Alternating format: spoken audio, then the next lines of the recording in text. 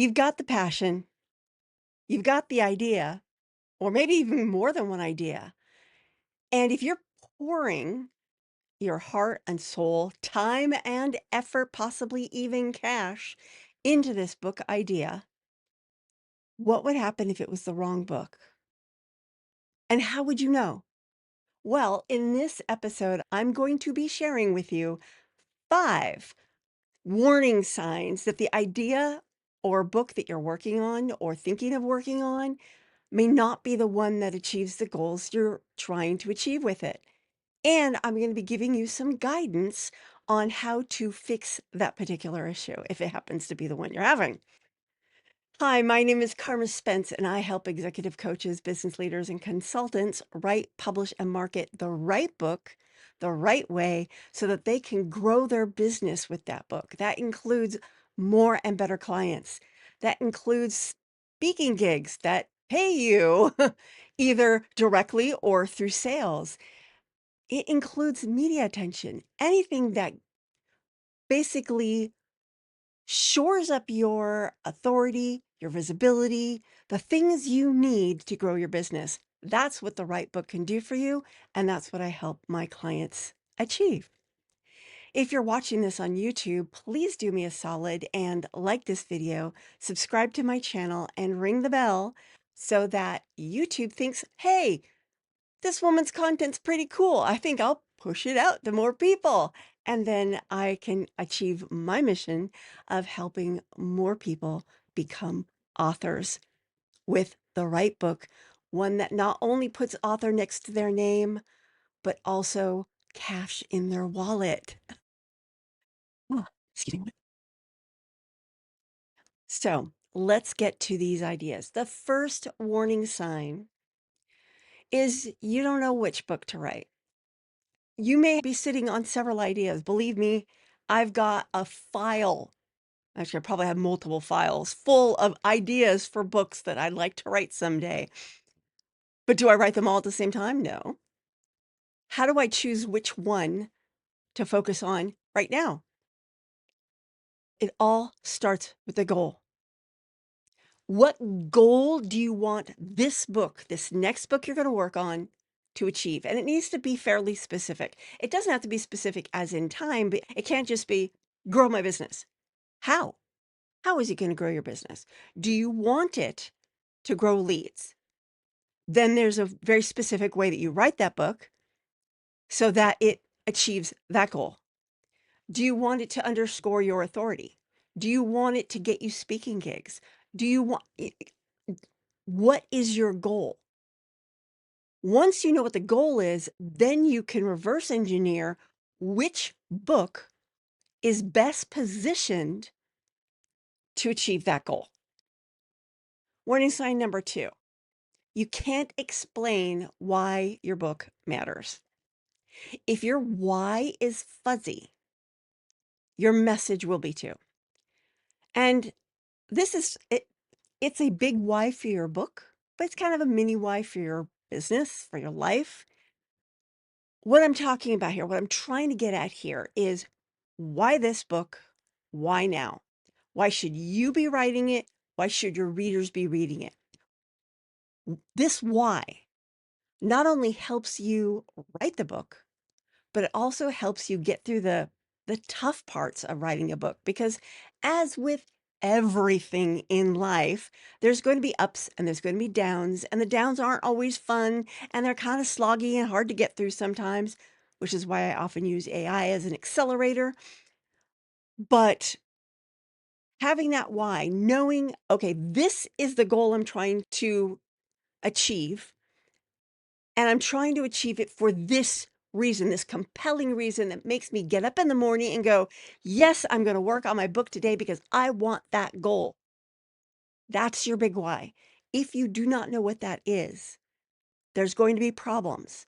You're going to stall out. You're not going to finish the book, or the book won't be cohesive enough to even be worth publishing. So, how do you fix that? Reflection is one. Reflect on that goal and ask yourself, okay, so the first thing I said, find the goal, right? Now, why is that goal important to you? Find a reason that that goal is important to you, that is so compelling to you that it helps you get through the tough times, the tears. Yes, sometimes there's tears involved. Not always. Depends on who you are. With me, there's almost always tears involved. I cry at cat food commercials. Oh, never mind. Ah, find out why. Why are you doing it? If you're just doing it to do it, you're going to foots out. Warning sign number 3. Your book is not connected to your bigger business strategy.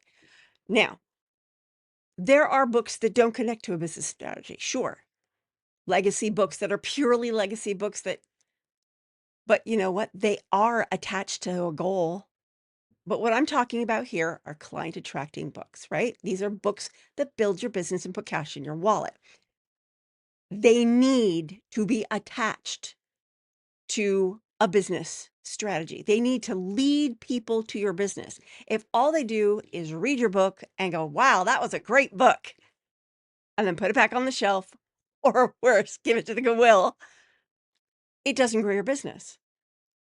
So you need a book that is targeted to your ideal clients, your ideal readers, that naturally leads them through the book and into your business. Now, there are lots of different strategies for doing this, but they need to be baked in. They need to be baked in from word one. So, after you've figured out your goal, your why, figure out, how does this idea connect to my business? How will it lead people from the book into my business so that I can achieve that goal? Now, if you're enjoying this content and you're finding it useful, then you will probably love this new thing I've recently launched called the Author Switch Advantage. It is a 6-day audio note experience. You sign up, you pay $27, and every day for 6 days, I send you I think they're about 2.5 minutes, 2.5 to 3 minute audio note that says, this is what you're going to focus on today. This is the lesson. These are the steps you need to take. And the emails deliver them often have an AI prompt in there that is an accelerant to help you get through that day's task. After 6 days, you've got your right idea. That's it. It'll take you 3 minutes. Okay, let's break this down. It'll take you about a minute to open up the email and read it. It'll take you 3 minutes or less to listen to the audio note. And you can listen to it on your phone or your laptop or wherever you want to listen to it because it's an MP3. You just download it to whatever app you want to listen to it with. If you read your email on your phone, you can download it to your phone, and there you go. You don't have to download any specific app. It's just an audio file. And then do the task. And the task may take you an hour. Most of the time, it'll probably take you 15 minutes or less. It's very simple. $27, and all you need to do is go to the link in the show notes. But basically, it is carmaspence.com/AAA. I don't know why. It should have been ASA, but I did AAA because I'm silly and I wasn't thinking. But there you go. Author H. Author H. Advantage. I'm so silly. Anyway, it's carmaspence.com/AAA. AAA. Now, back to the fourth warning sign that your book may not be the right book. And that is you're overthinking it and you're going nowhere. This is the sticky wicket with wrong book ideas. You may spend hours, days, weeks, months, years thinking about that book, planning that book, writing pieces of that book, coming back and rewriting those pieces of book. If you're overthinking it and it's just not going, there's something wrong with that idea. Now, the thing that's wrong with that idea is it could be triggering something. I have a whole framework for what causes writer's block. There's 6 potential causes. It could be any of those causes, but one of the biggest causes is it's the wrong book. It's not the book you should be working on right now. And again, if you go back to your goal, your why, and what I just last talked about, which was your business strategy, if it's not jiving with those three things, you're writing the wrong book. And that's why you're constantly ruminating about it. So, how do you fix that? You go back to your goal, your big why, and your business strategy. And how does your idea connect with those things? Okay, there's no really good way to do that. Connect there, connect with those things. It's like your book idea is a Venn diagram, and it's the little happy space in the middle. So, number 5, you're not sure who your reader even is. Now, you may be very sure of who your ideal clients are, but if you're like a lot of businesses, you might have multiple types of people who you work with. And when it comes to a book, you can't write for all of them. Or you can, and it's not that great of a book. So get really clear on who your reader for this particular book is. So, for example, your ideal reader is someone who is just at the beginning of your customer journey. There's a transformation that you offer. This is a framework I've talked about before, but there's a transformation that you offer. And there's milestones along that transformation. You will write different books for each one of those milestones because the reader at each one of those milestones is different. So someone who's at the beginning of their journey, they're beginners.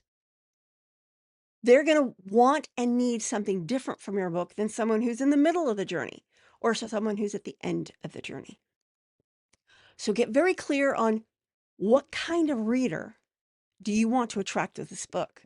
Then you map it to that fancy Venn diagram that you've been creating that's created with here's your goal, here's your why, here's your business strategy, here's your ideal reader, and in the middle is your perfect book idea. Now, I do walk you through a lot of this stuff in the Author Switch Advantage. Just go to karmaspence.com/AAA, and you will be on your way to identifying the right book idea because it all starts there. This is Carma Spence saying ciao for now, and I will see you on Wednesday when I will be talking about 5 ways to attract dream clients with your book. Ciao.